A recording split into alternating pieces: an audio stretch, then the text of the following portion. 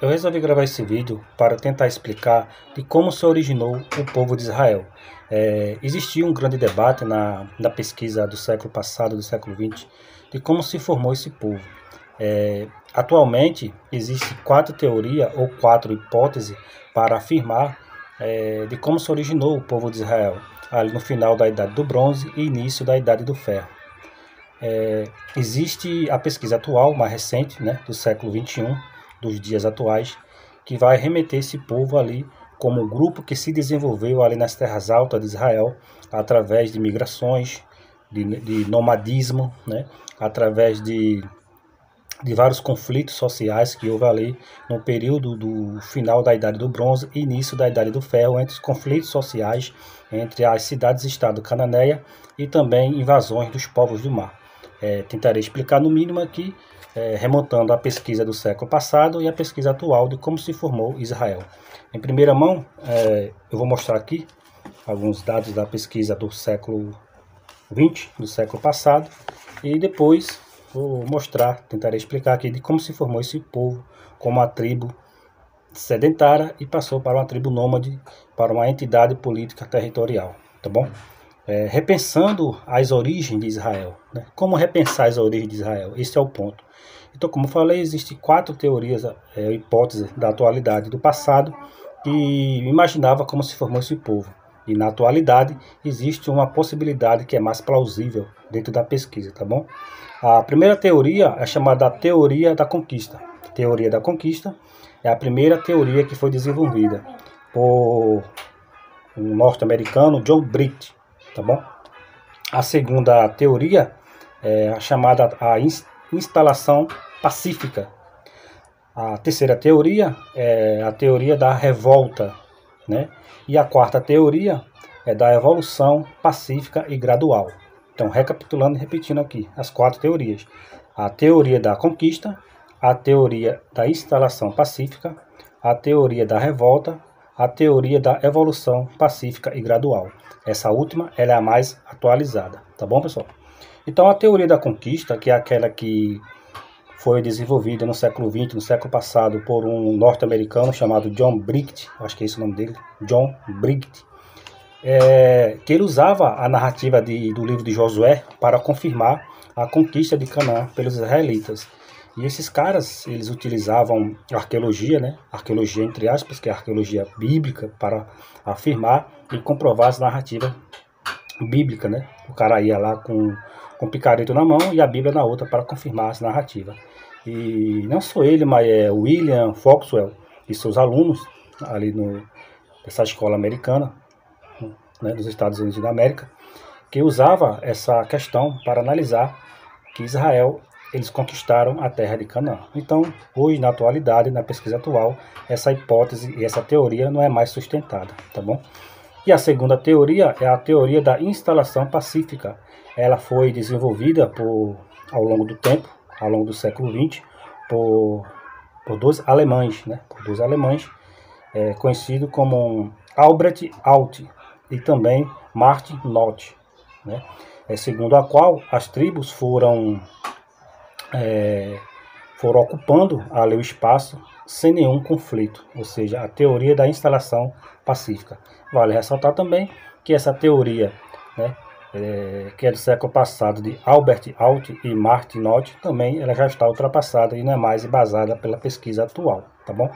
E a terceira teoria é a teoria da revolta, que é bem elaborada e bastante conhecida por 2 pesquisadores bastante renomados e respeitados do século passado, que é o George Mendenhall e o Norman Gottwald. Eles entenderam, pelas suas pesquisas, pelos seus dados do século passado, de que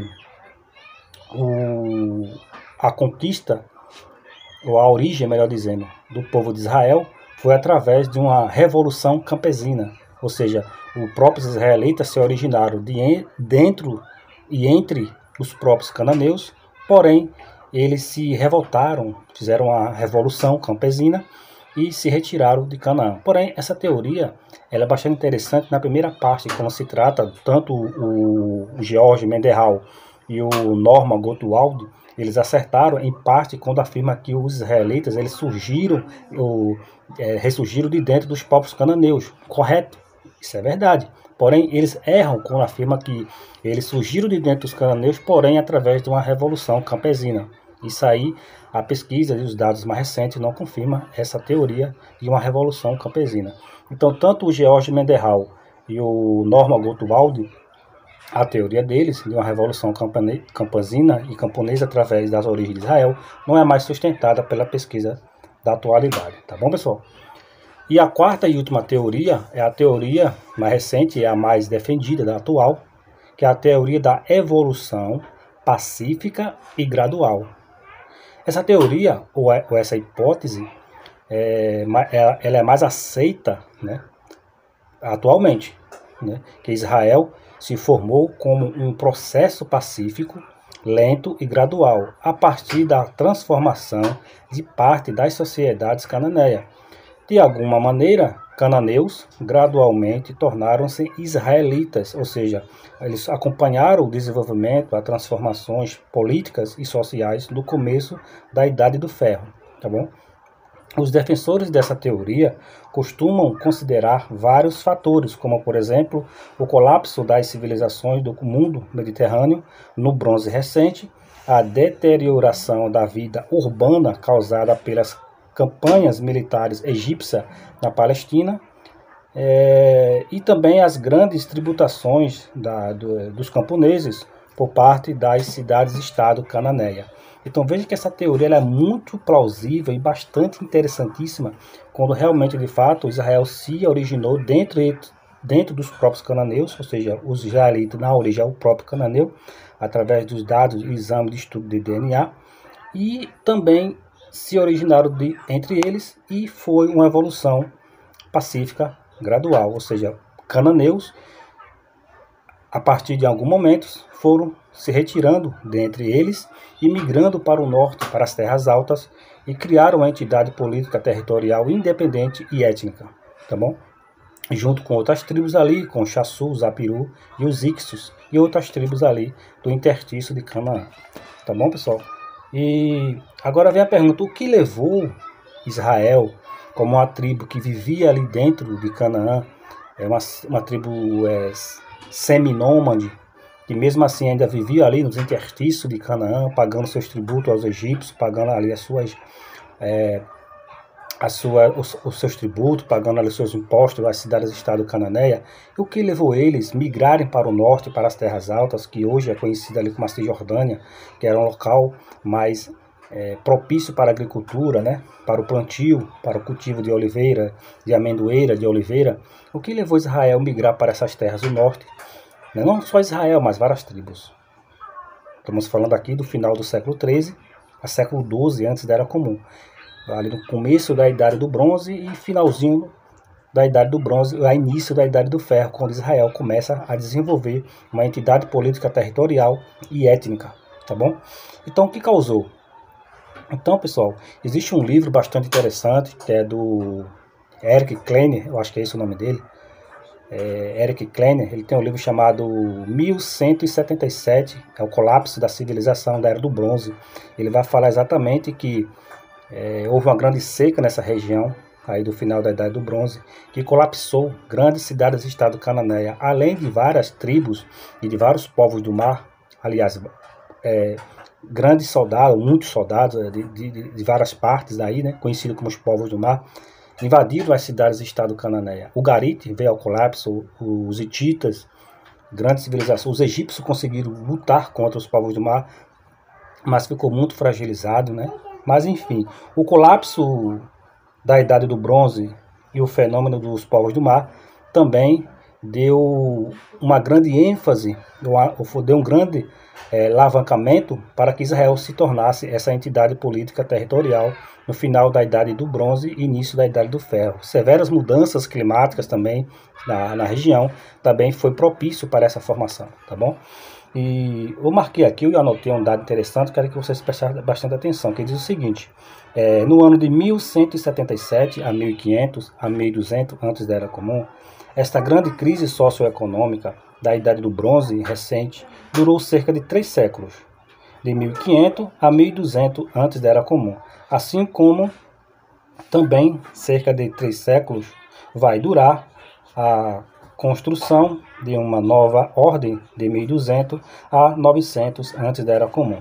Mas o momento mais agudo da crise foi na primeira metade do século XII antes da Era Comum, 1200 a 1150 antes da Era Comum.